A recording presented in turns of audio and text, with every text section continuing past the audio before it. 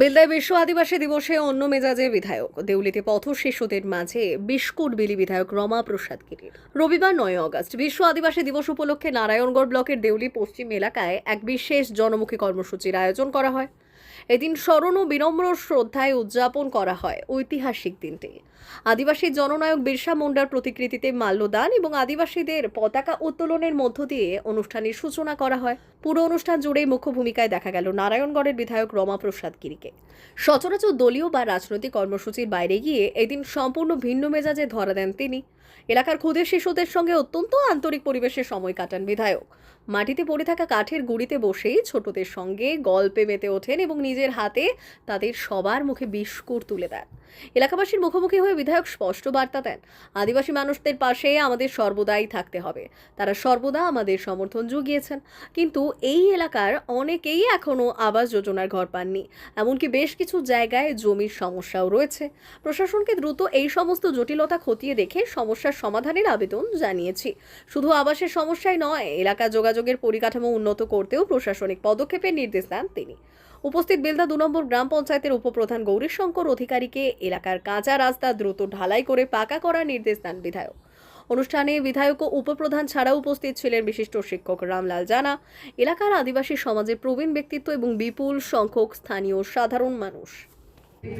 পঞ্চায়েত সমিতির রেজুলেশন লাগে, আমি নিশ্চয়ই সাহায্য করব, আমি করিয়ে দেব, কিন্তু ওদের জমির সমস্যা না মিটলে ওনারা বাড়ি পেতে পারছেন না। আমি দেখছিলাম প্রত্যেকটা পাড়ায় পাড়ায় খুব অসুবিধা হচ্ছে। এই আদিবাসী মানুষগুলা এরা কিন্তু কোনোদিন তৃণমূল করেননি, মন থেকে কোনোদিন করেননি।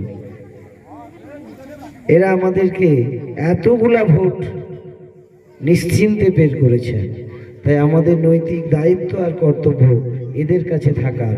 আমরা আজকে আদিবাসী দিবসে আপনাদের কাছে প্রতিজ্ঞাবদ্ধ হতে চাই যে আপনাদের প্রত্যেকটা বাড়িতে অন্নপূর্ণা ভাণ্ডার আসুক, প্রত্যেকটা মা বোনেরা দাদা দিদিরা প্রত্যেকটা জন কাজ পান, প্রত্যেক বয়স্ক মানুষ বার্ধক্য ভাতা পান।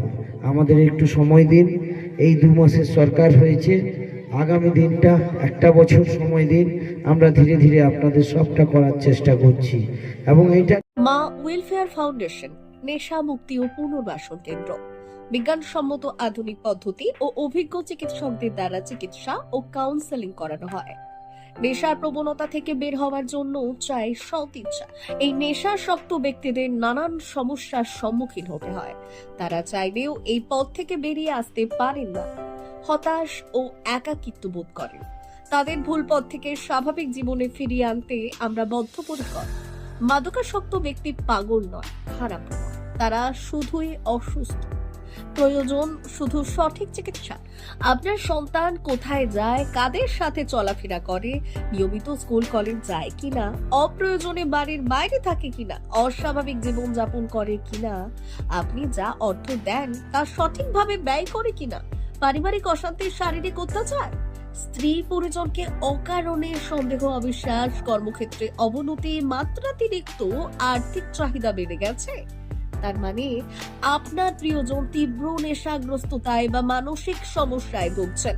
নেশামুক্তি ও মানসিক রোগের নিরাময় ও কাউন্সেলিং কেন্দ্র এখন বেলদায়। মদ, গাঁজা, ড্রাগস ও ইত্যাদি বিভিন্ন ধরনের নেশা এবং মানসিক রোগের চিকিৎসা করতে হলে আজই আসুন মা ওয়েলফেয়ার ফাউন্ডেশন। এখানে আমাদের চিকিৎসা পদ্ধতি: 1. নেশাগ্রস্ত রোগী এবং তার পরিবারের কাউন্সেলিং এর ব্যবস্থা। 2. নিয়মিত যোগ, প্রাণায়াম ও ধ্যানের মাধ্যমে এবং মোটিভেশনাল ক্লাসের মাধ্যমে রোগীকে সুস্থ করা। 3. নিয়মিত ডাক্তারি পরিষেবা ও অভিজ্ঞ সাইকোথেরাপিস্ট দ্বারা কাউন্সেলিং এর ব্যবস্থা প্রদান।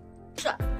প্রত্যেক রোগীর নিজস্ব শারীরিক এবং সামাজিক বৈশিষ্ট্য অনুযায়ী পৃথক পৃথক কাউন্সেলিং এর ব্যবস্থা, অভিজ্ঞ পরামর্শদাতার পরামর্শ প্রদানের ব্যবস্থা। 5. অনিচ্ছুক রোগীদের বাড়ি থেকে চিকিৎসা কেন্দ্রে নিয়ে আসার ব্যবস্থা করা হয়। বিশ্ব স্বাস্থ্য সংস্থা দ্বারা অনুমোদিত মদ, গাঁজা, ড্রাগস ও মানসিক রোগে চিকিৎসা করতে হলে আজই আসুন মা ওয়েলফেয়ার ফাউন্ডেশন বেলদা থেকে। যোগাযোগ করুন আমাদের সঙ্গে। Mobile number 9144587202। মা ওয়েলফেয়ার ফাউন্ডেশন বেলদা, কেশিয়ারি মোড়, রেলগেটের কাছে, মোহাম্মদপুর।